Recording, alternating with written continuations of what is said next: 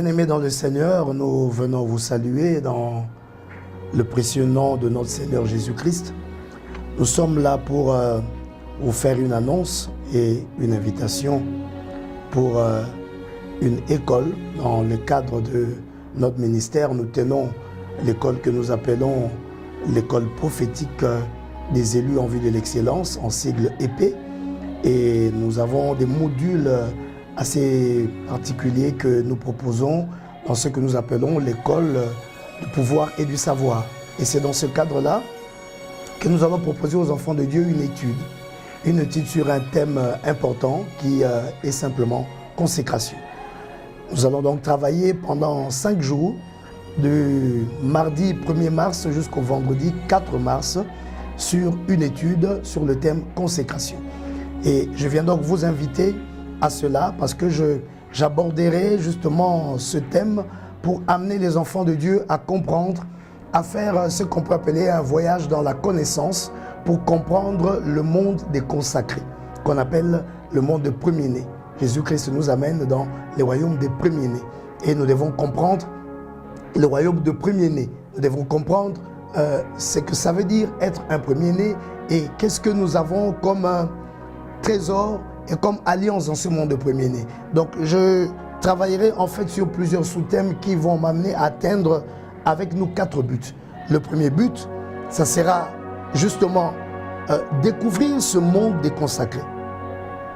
Parce que nous savons, mes bien-aimés, que c'est vrai que nous sommes en Jésus-Christ, nous naissons de nouveau.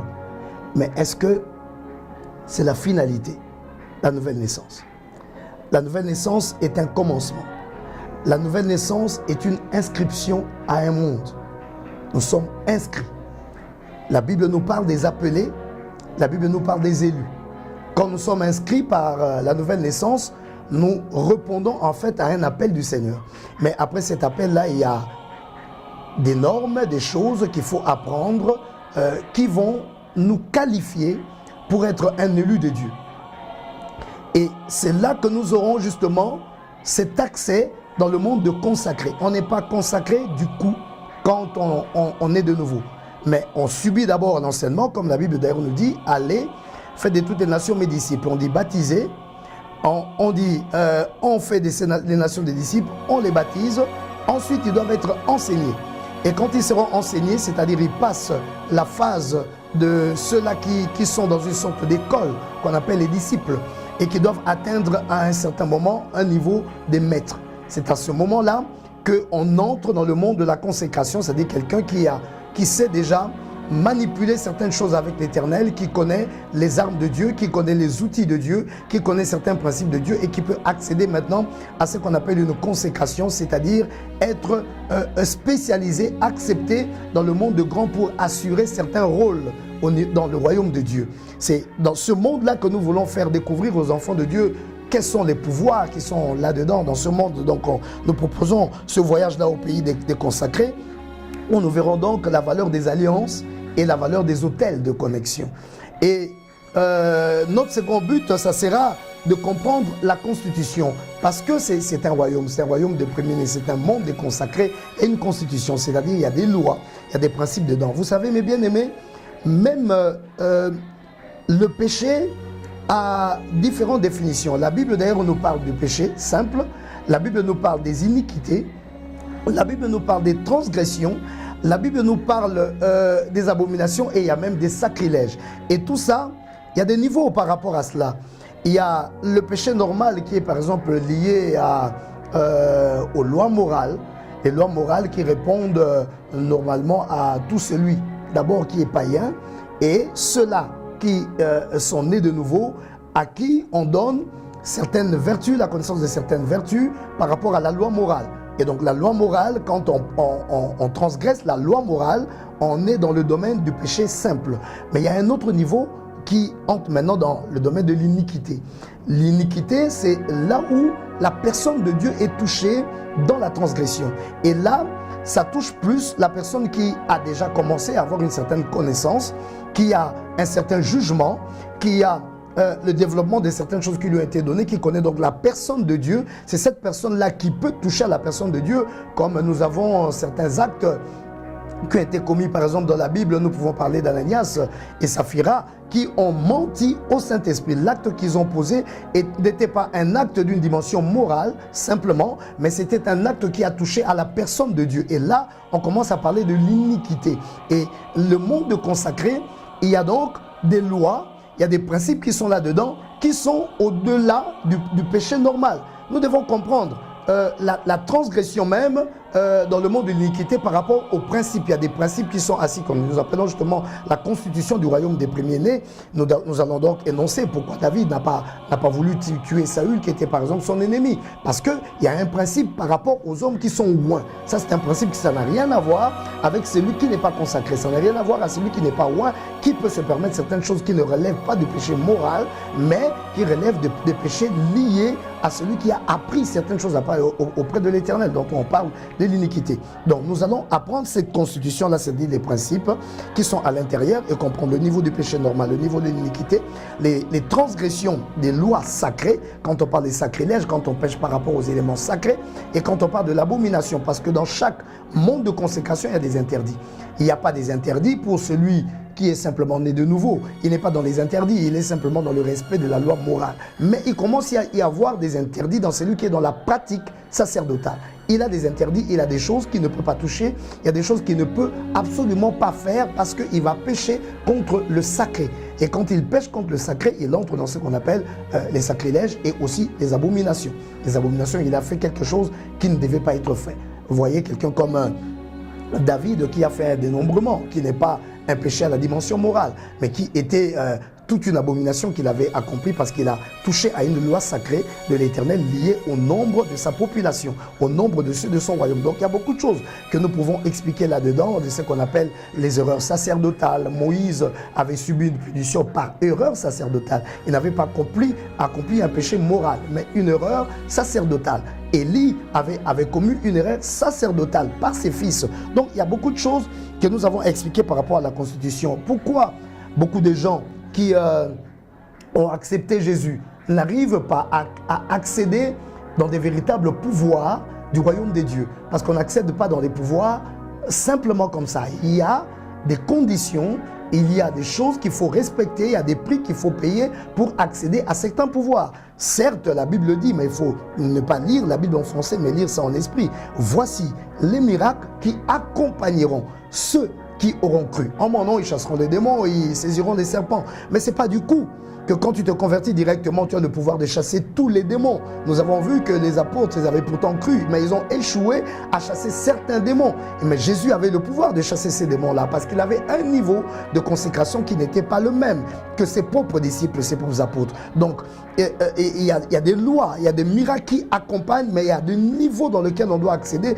pour que ce miracle-là commence à t'accompagner.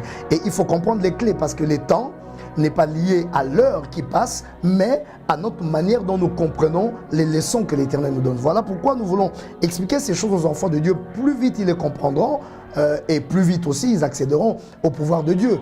N'est-il pas écrit dans la parole de Dieu que certains sont devenus lents à comprendre? Donc il peut exister une lenteur dans la compréhension qui amène aussi quelqu'un à avoir la lenteur dans l'acquisition, dans la possession, dans l'exercice de certains pouvoirs. Nous viserons aussi à expliquer aux enfants de Dieu certains signes, les sceaux et les symboles de la prêtrise. Les sceaux et les symboles de la prêtrise. Parce que quand quelqu'un entre dans le niveau de la consécration, il entre carrément dans la prêtrise, un sacrificateur. Et pour ça, il y a des sceaux. Nous connaissons beaucoup de choses, certes, sur le diable, on parle beaucoup du cachet du 666, mais il y a aussi un sceau pour les enfants de Dieu. C'est quoi ces sceaux-là? Quels sont les privilèges? Comment on accède d'abord pour avoir ce sceau-là? Comment on arrive à entrer dans le serment de Dieu, que Dieu fasse un serment sur toi et qu'il te pose un cachet, un sceau sur toi, un sceau d'appartenance pour que tu commences à entrer dans certains privilèges. Et quel type de privilèges? C'est toutes ces choses-là que nous voulons développer, et certains symboles de la prêtrise, des armoiries. Les armoiries, les symboles qui accompagnent le guerrier de l'Éternel, celui-là qui devient élu de Dieu. Il porte quel symbole de la guerre? Quels sont ses niveaux de guerre et quels sont ses principes de guerre? C'est toutes ces choses-là. Et puis après, quand on a accédé à toutes ces choses, finalement, quel est notre rôle? Quel est notre rôle en tant que premier-né? Quel est notre rôle quand nous entrons dans la consécration? Qu'est-ce que nous devons jouer comme rôle? Dans quel couloir physique couloir palpable, couloir de ce monde dans lequel nous devons entrer. Parce qu'effectivement, les bien-aimés dans le Seigneur, nous devons savoir que l'Éternel nous appelle parce qu'il a des rôles qu'il veut nous faire jouer. Et quand nous entrons dans le monde des consacrés, nous recevons un nom.